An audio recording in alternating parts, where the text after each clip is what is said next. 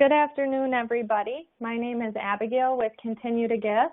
If you can all hear and see my screen okay, why don't you go ahead and give a thumbs up?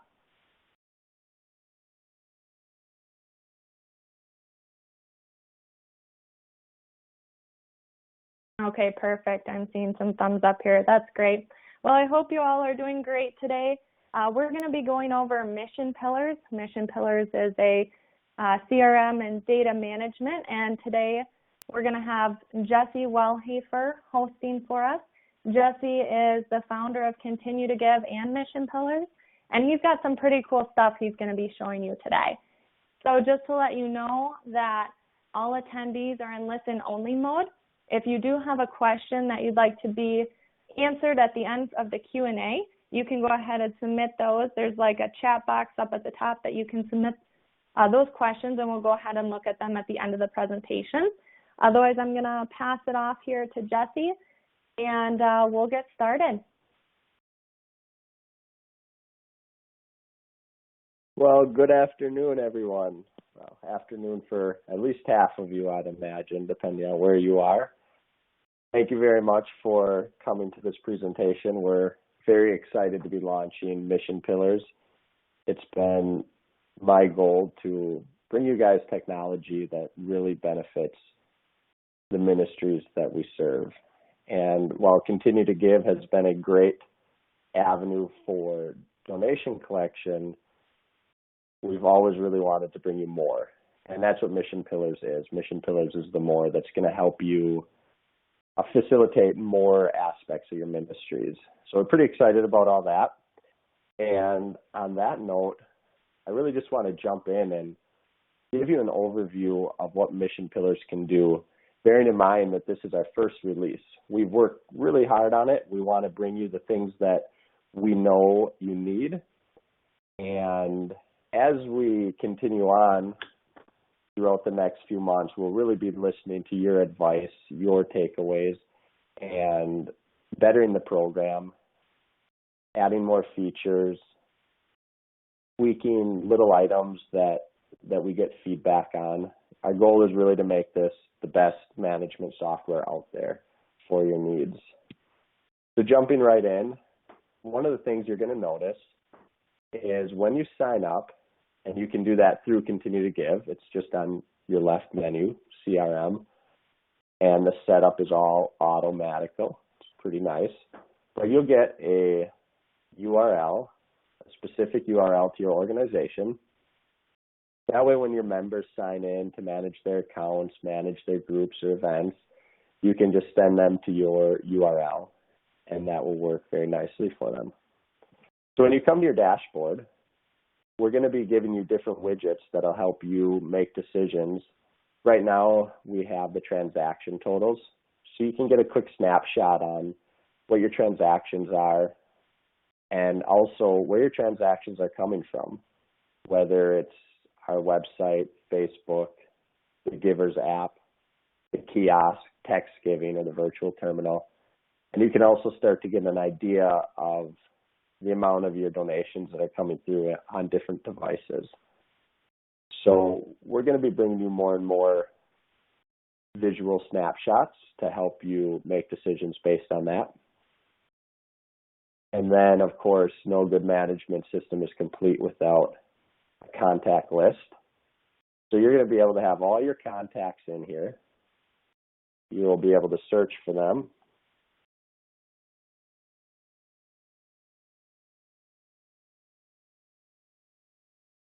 And when you're in a contact, there you'll be able to manage a lot of aspects of the contact.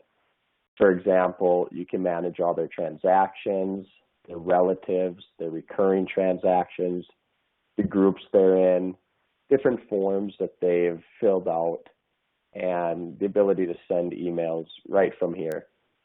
As we add more functionalities to the contacts, you'll see this list growing. So we'll try and keep that relatively straightforward. And then there is, of course, the transactions. Just really be able to keep track of your transactions, search for your transactions with an advanced search. For example, if you wanted to find all the transactions that went to Missionary John, if you are an organization that supports missionaries. Then you'll be able to find everyone who gave to missionary John. We'll try and keep these screens simple and intuitive, but if you have any feedback as you're using it, we're always up for feedback. Another thing that we've added to Mission Pillars is the pledge feature. Now, as many of you know, there's a big difference between a transaction and a pledge. Pledges are for those people who promise to give you money later. So here you'll be able to add pledges, which will be nice because then you'll be able to track those, send out reminders, or follow up on any pledges that people have promised. We also have the chart of accounts.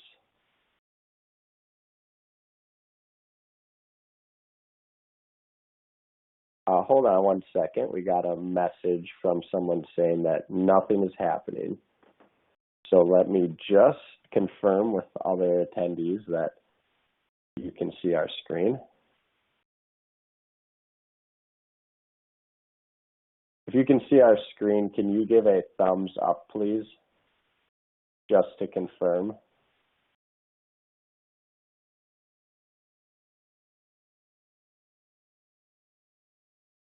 One thumbs up.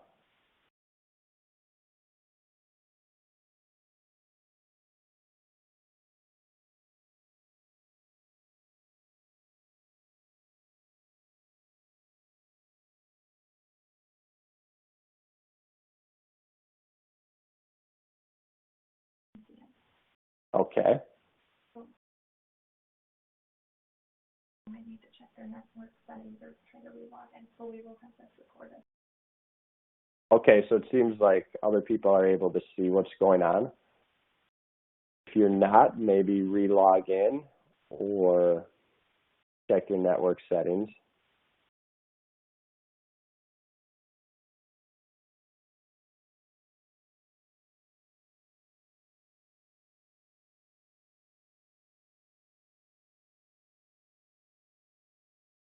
Okay, and jumping back into it. So chart of accounts, the nice thing about chart of accounts is every project in your continue to give setup will automatically pull it over here as a chart of account. And if you're working with missionaries, those will also pull it over here as well. So if you have a missionary, this is the demo system. So if you have a missionary and they have projects, those will all show up here as well.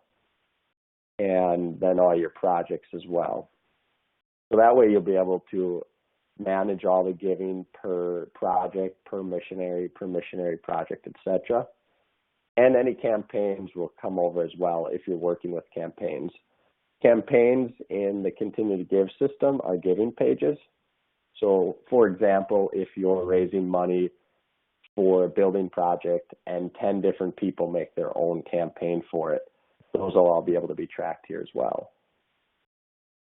Then the next thing we want to talk about is forms.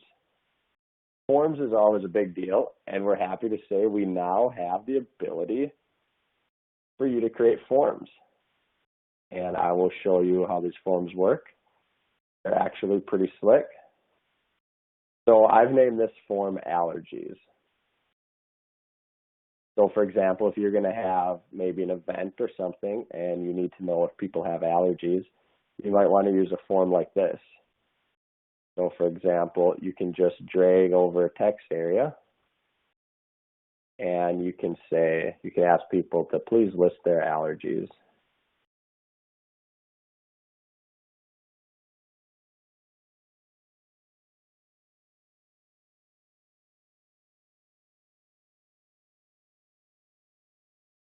And then you will be able to save your form.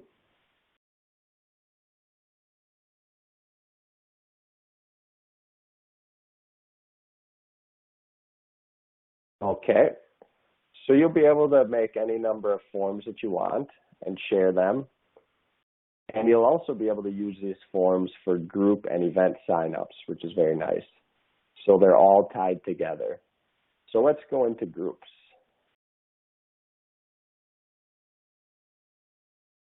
for example, let's say you have a woman's Bible study, and I put that inside of a woman's group folder if you want to manage things that way. There'll be a share link where people can sign up for that group.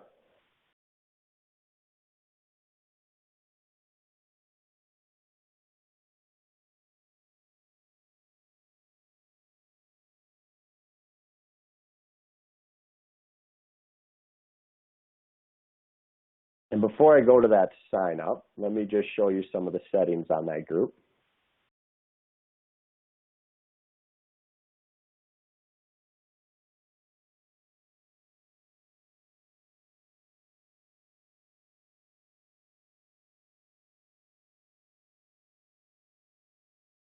Click.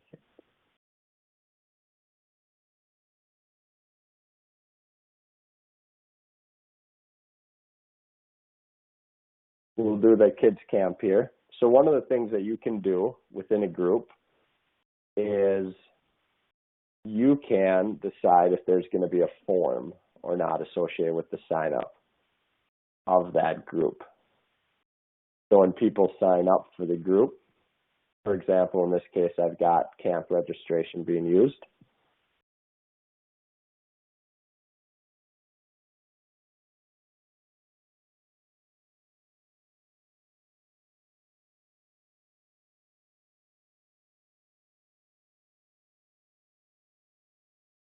You can share this. You can send this link out to everybody, or you can have this link set up on a kiosk at church or any event or at your nonprofit organization. So for example, if I want to sign up for this and join the group,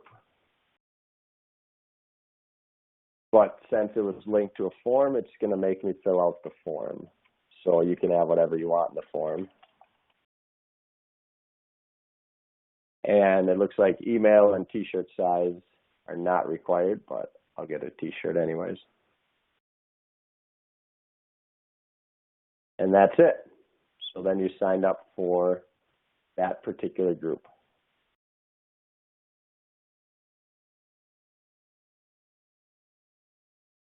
Then events. We have events, which will be very nice. That way we've got calendars. You can have multiple different calendars, so you'll be able to display events for different calendars. You can manage your calendars and the events on those calendars. So in this example, I'm making a food tasting event. So everyone can get together and do some food tasting.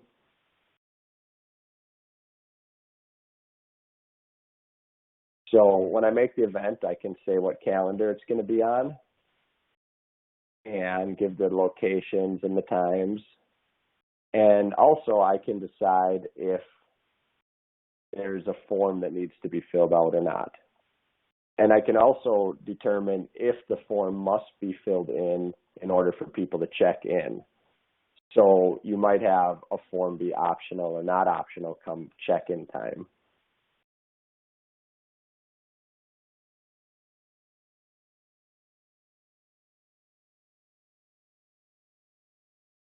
So if I wanted to send out my link for people to sign up,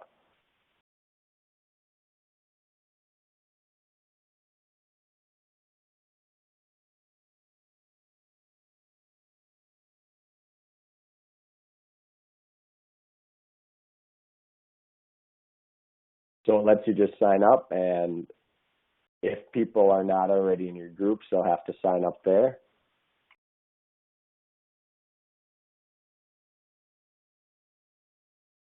And since I did require it, here is the form. Now for this example, I'm not going to fill out this form. So when it comes to check-in time, when you're running your check-in, okay, I have already signed up and checked in. We should try somebody else.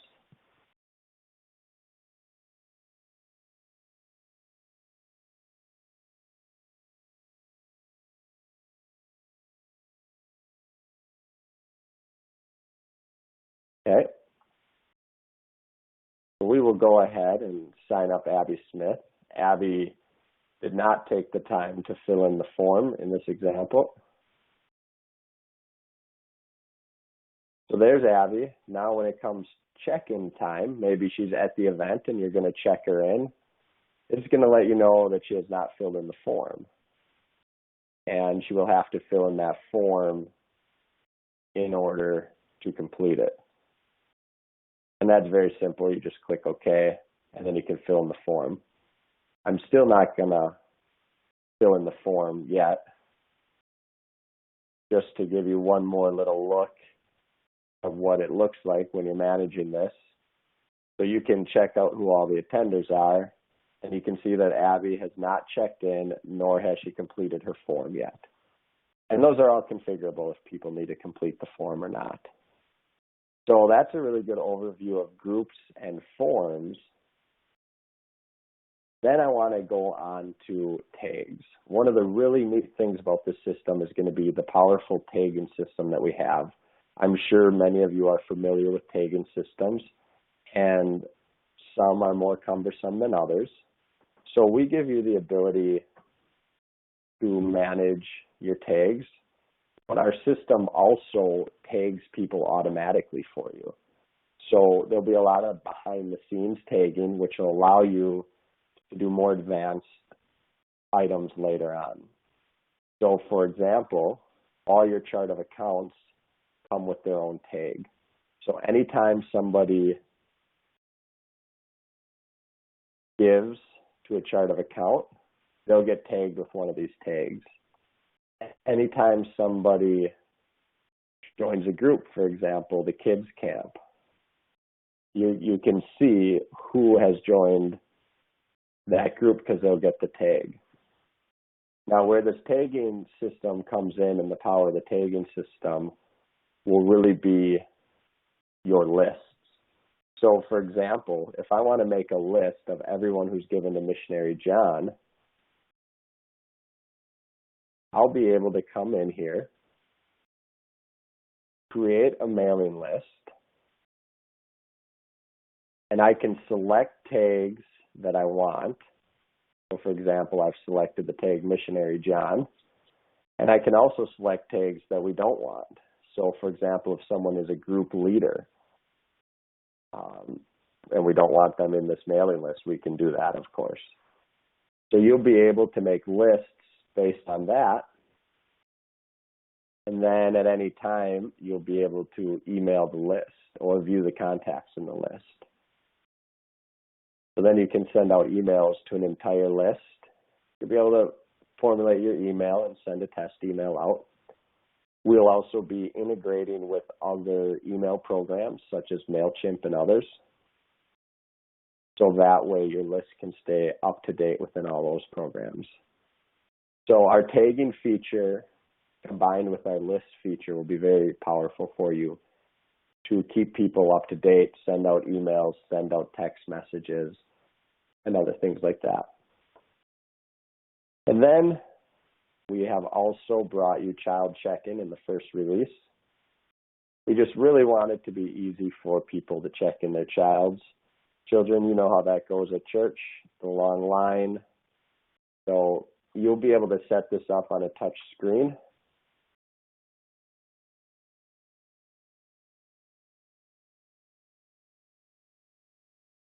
And when it's set up on the touch screen, you can also hit F11 so that it takes up your whole screen, as many of you are probably already familiar with the other child check-in software.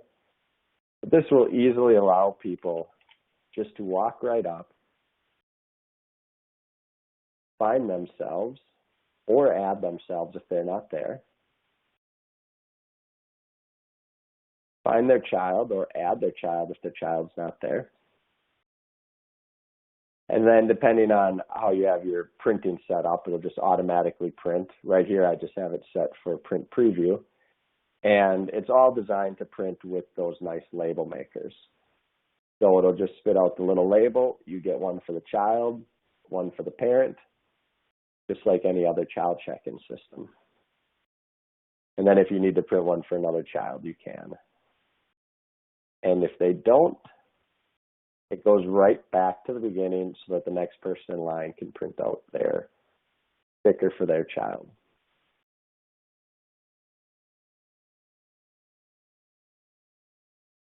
And the last thing, some of you might get more into users and roles more than other organizations, but we have set it up so you can manage users and roles.